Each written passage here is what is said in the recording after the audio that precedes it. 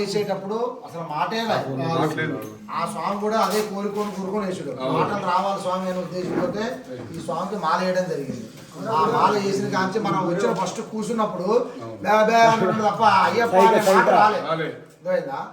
అయ్యప్ప మాటలు అనేది మనం చెబుతుంటే ఆ స్వామి నోట్లోంచి ఎట్లా బయటకు వచ్చేసింది. అయ్యప్ప స్వామి మన సినిమాల్లో చూస్తున్న స్వామి గుడికి మాటలు రాకపోతే మాటలు అనేది ఇట్లా ఎట్లనగానే మాటలు నేర్పించేసినట్టుగా అయ్యప్ప స్వామి ముందు పీట ముందే కూర్చోవడం వల్ల అయ్యప్ప శాస్త్రంగా మీద కూర్చొని ఈ రోజు శరణాలు మనం చెప్తున్నా కొద్ది చెప్తూనే ఉన్నాం. దీక్ష కూడా చాలా బ్రహ్మాండంగా పూర్తి చేసాడు. చిన్న స్వామి అయినా జిల్లా స్వామి అయినా మనం అందరం భరించు ఆ స్వామిని. ఎందుకంటే ఆ స్వామి చేస్తుంటే కొంతమంది మనుషులు ఇసుకు పుట్టుండొచ్చు, కాకపోతే దీక్ష కాబట్టి ఆ స్వామి తోటి సంవత్సరాల తర్వాత ఈసారి ఈ స్వామి మాల దీక్ష పడ్డది. 14 సంవత్సరాల తర్వాత ఆ స్వామి సత్యస్వామి ప్రతి సంవత్సరం ఇక్కడ మాల పడుతూనే ఉంది. ప్రతి సంవత్సరం మాల చూస్తూనే ఉన్నాడు స్వామి. ప్రతిసారి చెప్తూనే ఉన్నాం, కానీ అవకాశం అనేది దొరకలేదు స్వామికి.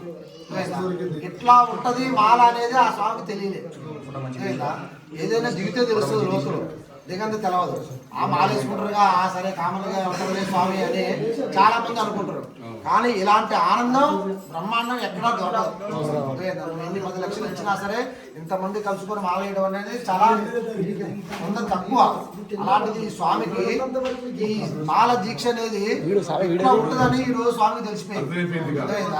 ఈ రోజు ఆ స్వామి పని ఏంటో ఆ పని చూసుకుంటాడు, ఫోన్ మాట్లాడుకోవడం కూడా ఆ స్వామి పని అదే. కానీ అయ్యప్ప స్వామి దీక్ష ఇలా ఉంటది. స్వామి శాస్త్రార్థిగా ఉంటాడు, దేవుడు శాస్త్రార్థిగా ఉన్నాడు. ఈ స్వామికి పూజ కూడా చేయడు చెప్పాలంటే. పూజ చేసేది వాళ్ళ ఇంట్లో కూడా పూజ చేయడు స్వామి. అర్థమైందా? దేవుడు కూడా తెలియని స్వామి ఆ స్వామి. అలాంటిది ఇన్ని సంవత్సరాలు వాళ్ళ అన్నయ్య వేస్తుంటూ చిన్న స్వామి వేస్తుంటూ కానీ ఈ స్వామి కాడికి రాకుండా ఇప్పుడు ఆమెతో పాటు వేసేది ఈ స్వామి గురుస్వామి అయ్యేవాళ్ళు. కానీ అది తెలియదు.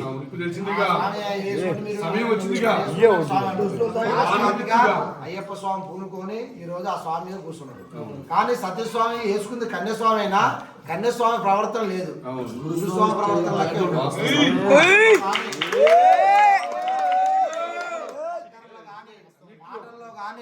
ప్రవర్తనలో గానీ ప్రతి ఒక్క పనిలో కూడా ఒక గురుస్వామి చూస్తే ఈ స్వామి 5వ సారి ఆ స్వామి ఒకసారి చిన్న స్వామి అంటాడు, సత్యస్వామి ఏంది కన్యాస్వామి లేదా గురుస్వామి స్వామి అంటే అన్నీ నేర్చుకున్నాడు. అంటే ఒక చదువు మెయిన్ ప్రధానం అన్నిటికంటే. ఆ చదువు చదువుకున్న వ్యక్తి ఒక్కసారి మైండ్ లో చూసినా ఒకసారి చదివినా అది ఎప్పుడు మైండ్ లో ఉంటుంది. అందుకని చదువు అనేది లేకపోతే అది ఎక్కువ శాతం తక్కువ. అలాంటిది సత్యస్వామి అతి తక్కువ వయసులోనే అతి తక్కువ కన్యాస్వామిలోనే నిలబడిపోయాడు. ఈ స్వామికి అన్ని విధాలుగా మంచి జరగాలి, గురుస్వామి స్థానంలో పోస్ట్ ముందుకు వెళ్ళాలని మనస్ఫూర్తిగా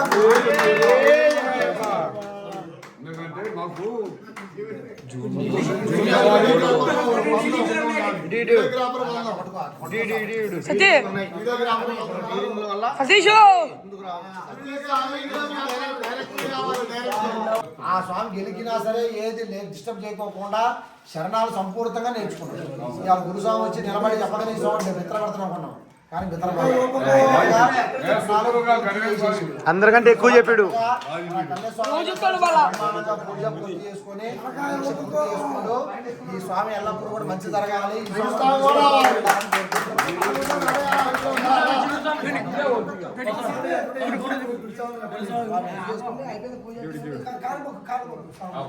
స్వామి గుంటూరులో ఉంటాడు, అనుకోకుండా మన వరంగల్ గుడానికి అల్లుడేయుడు, స్వామికి అల్లుడేయుడు.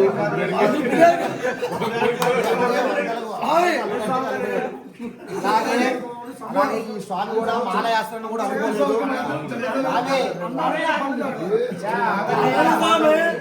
తాత మాలేసుడు ఈ స్వామి మాల ఎట్లా అనేది అనుకోకుండా పడిపోయింది.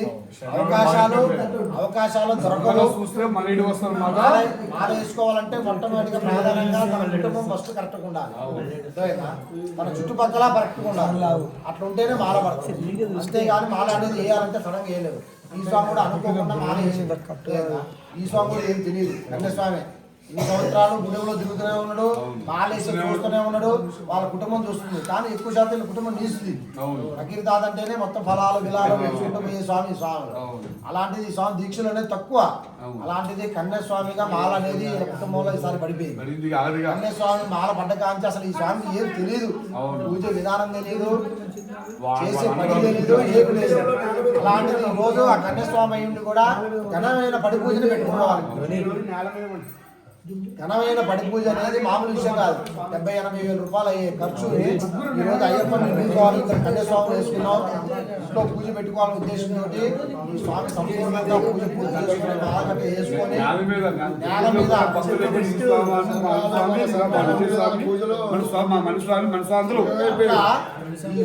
ఒకప్పుడు మేము అనుకున్నాం నేల మీద. అప్పుడు జనరేషన్ ఇప్పుడు జనరేషన్ మారిపోయింది. అందరూ దుప్పట్లు కప్పుడు దుప్పట్లు వేసుకొని దుప్పల మీద పడుకుంటారు కన్యస్వామి కూడా. కానీ కన్యస్వామి అంటే ఎట్లా ఉండాలనేది స్వామి చూసి నేర్చుకోవాలి.